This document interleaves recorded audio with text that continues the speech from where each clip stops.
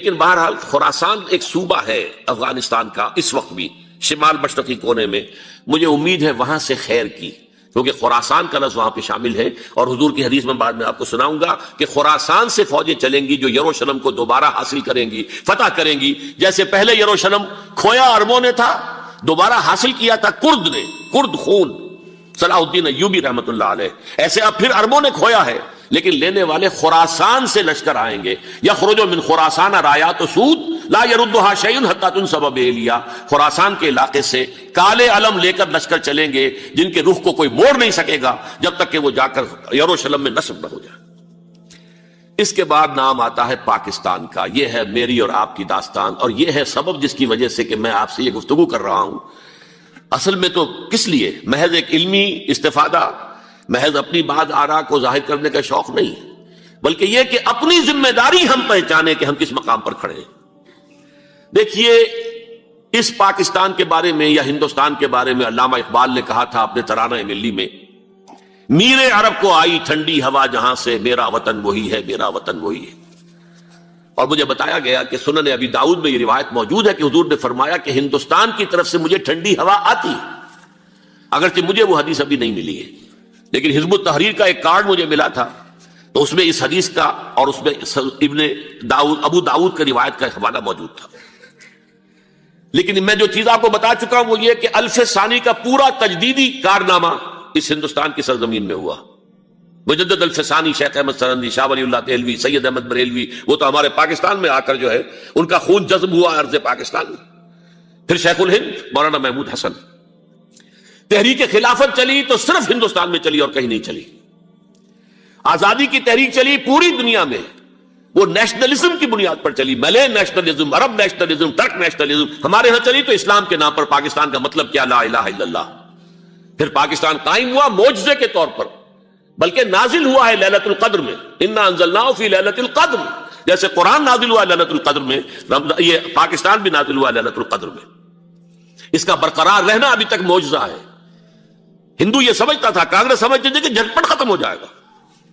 پھر یہ کہ اس کا قرارداد مقاصد کا پاس ہو جانا، مزید بھی اور اضافی دفعات دستور میں آ جانا، اب کمرشل انٹرسٹ کو ربا قرار دے کر حرام قرار دینا، یہ سارے لینڈ مارکس ہیں کہ جو اشارہ کر رہے ہیں کسی چیز کی طرف، معاملہ کدھر جا رہا ہے. پھر یہ کہ یہ جو 14ویں صدی کے مجدد تھے شیخ الہند، اس کے بعد سے کچھ ایسی شخصیتیں عظیم پیدا ہوئی ہیں ہند میں، جن کو میں سمجھتا ہوں کہ 14ویں صدی کے مجدد اور 15ویں صدی کے مجدد کے درمیان یہ 15ویں صدی کے مجدد کی راہ کو سیدھا کرنے والے، جیسے کہ حضرت یحییٰ نے کہا تھا میں تو آنے والے کا راستہ سیدھا کر رہا ہوں حضرت عیسیٰ کے لیے، ایسے ہی 15ویں صدی کے لیے امام مہدی کے لیے راستہ صاف کرنے والے سب سے پہلے علامہ اقبال، جنہوں نے اسلام کا تصور دین کی حیثیت سے دوبارہ زندہ کیا ہے، ورنہ اسلام ایک مذہب کی شکل اختیار کر چکا تھا. پھر مولانا مودودی، مولانا ابوالکلام آزاد حکومت الہیہ کے نعرے کے ساتھ میدان میں آئے. یہ اقبال نے جو تصور پیش کیا تھا اس پر عملی جد و جہد کے لیے حزب اللہ قائم ہوئی. نوٹ کر لیجئے 11 برس کا فرق ہے عمر کا علامہ اقبال کے اور ابوالکلام کے. اور 1913 میں جب حزب اللہ قائم کیا اس وقت علامہ اقبال کی ملی شاعری اپنے عروج کو پہنچ چکی تھی. پھر یہ کہ علامہ اقبال کے بعد تعمیل جو ہے اس کام کی وہ ابوالکلام نے کی، لیکن روایتی علماء نے کی شدید مخالفت کی وجہ سے وہ بددل ہو کر چھوڑ گئے، کانگریس میں شامل ہو گئے، بساط جو ہے حزب اللہ کی انہوں نے لپیٹ دی. پھر مولانا مودودی آئے، انہوں نے وہ ڈور جو ہے اس کا سرا تھاما، جماعت اسلامی قائم کی حکومت الہیہ ہی کے قیام کے لیے.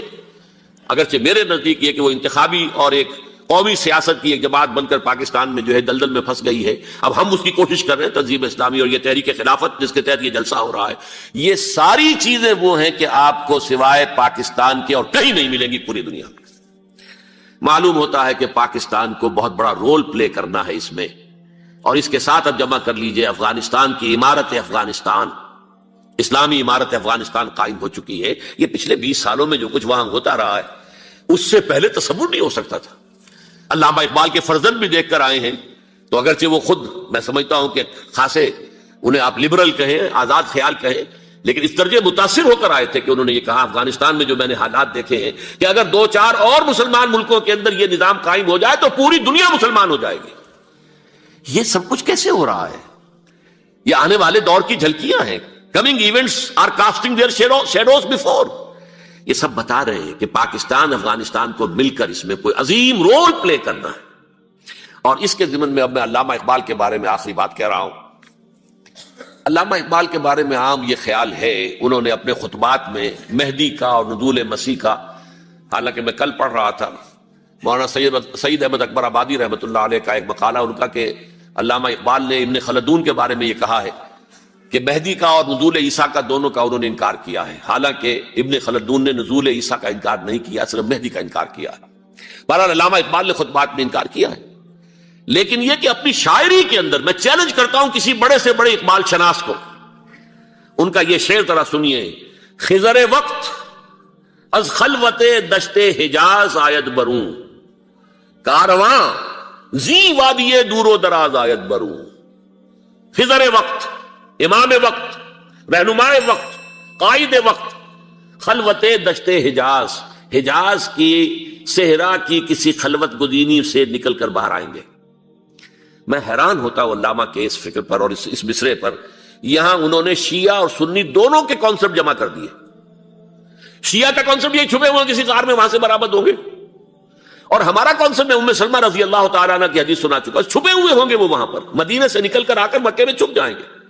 اس خانہ جنگی کی حالت میں لوگ ان کی طرف دیکھ رہے ہوں گے، سوچتے ہوں گے انہیں میدان میں آنا چاہیے، کوئی پارٹ پلے کرنا چاہیے، امت کی رہنمائی کرنی چاہیے، لیکن وہ چھپیں گے، وہ کارے ہوں گے، وہ اس ذمہ داری کو قبول نہیں کرنا چاہیں گے، جا کے چھپ جائیں گے مکے میں. وہاں سے مکے والے انہیں نکالیں گے، اور وہ کارے ہوں گے، انہیں بالکل یہ پسند نہیں ہوگا کہ یہ ذمہ داری اٹھائیں.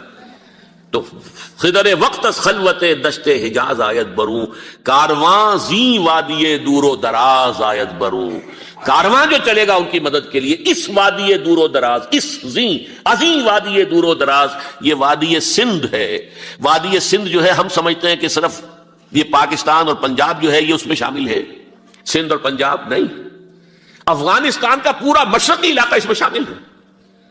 جیسے دریائے جہلم سندھ میں جا رہا ہے، جیسے دریائے گلگت سندھ میں آ کر ملتا ہے، جیسے دریائے چناب اور راوی اور جہلم اور یہ سب جا رہے ہیں اور آ رہے ہیں، اسی طرح دریائے کابل کہاں سے آ رہا ہے، دریائے گومل کہاں سے آ رہا ہے، ٹوچی کہاں سے آ رہا ہے.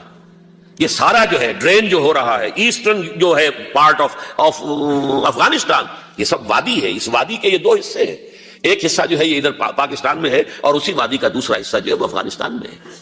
کارواں زی وادی دور و دراز آیت بروں، کارواں چلے گا یہاں سے.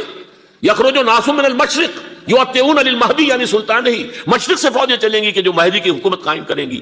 اور یخرج من خراسان رایات و سود، اور خراسان سے سیاہ پرچم چلیں گے کہ جن کا رخ کوئی موڑ نہیں سکے گا، حتیٰ تنصب بیلیا، یہاں تک کہ وہ جا کر یروشلم کے اندر نصب ہو جائیں گے. حضرات، میں ایک میری گفتگو کا حصہ باقی تھا لیکن میں اسے چھوڑ رہا ہوں، اس لیے کہ گلوبلائزیشن جو اس کی ہوگی، جو خلافت علی منہاج النبوہ کی تجدید کامل حضرت مہدی کے ہاتھوں عرب میں ہوگی، اس سے پہلے اس کے لیے محنت، کوشش، جد و جہد پاکستان اور افغانستان میں ہو چکی ہوگی جو اسے سپورٹ کرے گی اور وہاں جا کر حکومت قائم کرے گی. اس کے بعد گلوبلائزیشن کا جو مرحلہ اس کا ہے وہ حضرت مہدی کے ہاتھوں نہیں ہے، وہ حضرت عیسیٰ ابن مریم ان کے نزول کے بعد ہے، جن کے نزول کے بعد دجال کا خاتمہ ہوگا اور یہودیوں کا استحصال ہوگا. مسلمانوں پر بھی بڑی تکالیف عربوں پر آئیں گی، شدائد آئیں گے، لیکن یہ وہ میں حصہ ملتوی رکھتا ہوں کسی دوسری محفلوں، کسی دوسری مجلس اور نشست پر.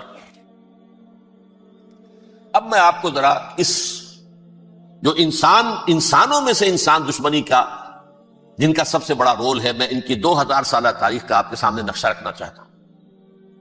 ان 1400 سال کا تو میں نے صرف 4 آپ کو پوائنٹس بتائے. موسیٰ سے عیسیٰ تک 1400 برس علیہ الصلوۃ والسلام، 2 مرتبہ عروج، 2 مرتبہ زوال، اشیریوں کے ہاتھوں پٹوائی، بابلیوں کے ہاتھوں پٹانا، گریکس کے ہاتھوں مرمت، رومنس کے ہاتھوں مرمت. یہ جو 2000 سال ہیں، کیونکہ اب تو ظاہر بات ہے 21ویں صدی شروع ہو گئی، 20 صدیاں حضرت مسیح کو پوری ہو گئی.